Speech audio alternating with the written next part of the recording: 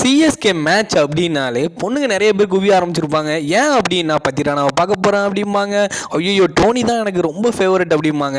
இந்த மாதிரிலாம் பசங்களாம் எவ்வளோ பேர் குமிஞ்சாலும் அதெல்லாம் கேமராமேன் ஃபோக்கஸே பண்ணாமல் அந்த பக்கம் கேமராமேனுக்கு கண்ணு மேட்சை விட இந்த பொண்ணுங்க மேலே தான் இருக்கும். அப்படி என்னடாண்டா இந்த கேமராமேன் பண்ணுவாங்க அப்படிங்கிற மாதிரி விதவிதமாக பொண்ணுங்களை காட்டிக்கிட்டு இருப்பாங்க. டிவியில் உட்காந்து பார்த்துக்கிட்டு இருக்க நம்ம அடடா என்னடா இது மேட்ச் எப்படி போகுதோ இல்லையோ, என்னப்பா சிக்ஸ் அடித்தா கேமராமேன் ஏதாவது ஒரு பொண்ணை காட்டுவாரோ அப்படின்னு சொல்லிட்டு நினச்சிக்கிட்டு இருப்போம். ஸோ அந்த மாதிரி தான் தமிழனும் சரஸ்வதியும் சீரியலில் இருந்து தர்ஷனா அப்படிங்கிற பொண்ணை ட்ரெண்டிங் ஆக்கி விட்டாங்க. என்னடா இது, இந்த பொண்ணு ஆல்ரெடி சீரியலில் எல்லாருக்குமே தெரியும், கேமராமேன் கரெக்டாக ஃபோக்கஸ் பண்ணுறா பேர், எந்த ஆக்டர் வந்தாலும் பரவாயில்ல, அவங்க ஆள் கூட வந்தாலும் பரவாயில்ல, ஏதாவது ஒரு பொண்ணு அழகாக இருந்துடக்கூடாது, கேமராமேன் கரெக்டாக ஃபோக்கஸ் பண்ணியிருப்பாப்புல.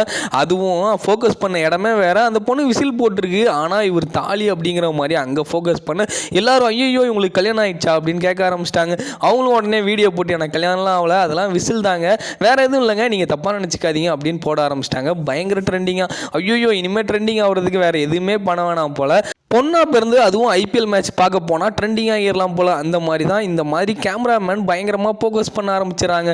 அதுவும் ரியாக்ஷன்லாம் பயங்கரமாக இருக்குது. என்னடா ரியாக்ஷன் அப்படின்னு சொல்லிட்டு பசங்களே ஜொல்லு விடுற அளவுக்கு பயங்கரமாக எடுக்க ஆரம்பிச்சிட்டாங்க. கேமராமேன் போதும்ப்பா, என்னப்பா மேட்ச்சுக்கு ஒரு பொண்ணை ட்ரெண்டிங் ஆக்கி விட்டுறேன், நாங்கள் என்னப்பா பண்ணுறது, எவ்வளோ பேரப்பா ஃபாலோ பண்ணுறது அப்படின்னு சொல்லிட்டு பசங்க நினச்சிக்கிட்டு இருக்காங்க. ஏதாவது ஒரு பசங்களை கண்டிப்பாக அடுத்த மேட்ச்சில் ட்ரெண்டிங் ஆகுங்கப்பா, பாவம்ப்பா அவனுங்களும் எவ்வளோ கஷ்டப்பட்டு 3000 ரூபா டிக்கெட் 6000 7000 8000 சொல்லிட்டு எக்ஸ்ட்ரா வாங்கிட்டு வந்து பார்த்தாலும் அவங்கள ட்ரெண்டிங் ஆகிறது இல்லை. இந்த மாதிரி யாரையாவது ட்ரெண்டிங் ஆக்கி விட்டுறீங்க, கேமராமேன் கொஞ்சமாக திருந்துங்க.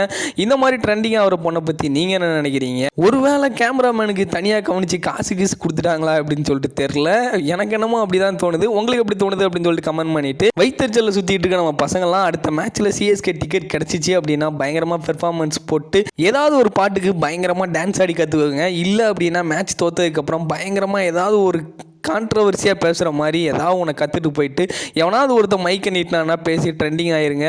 ஒரே ஒருத்தன் தான் ட்ரெண்டிங் ஆயிருக்கான்னு நினைக்கிறேன், அவனையும் வச்சு செய்ய ஆரம்பிச்சிட்டாங்க. உங்களுக்கு எப்படி தோணுது அப்படின்னு சொல்லிட்டு கமெண்ட் பண்ணிட்டு, புதுசாக பார்க்குறவங்களா இருந்தால் மறக்காம நம்ம சேனலை சப்ஸ்கிரைப் பண்ணி வச்சுக்கோங்க. தேங்க்யூ.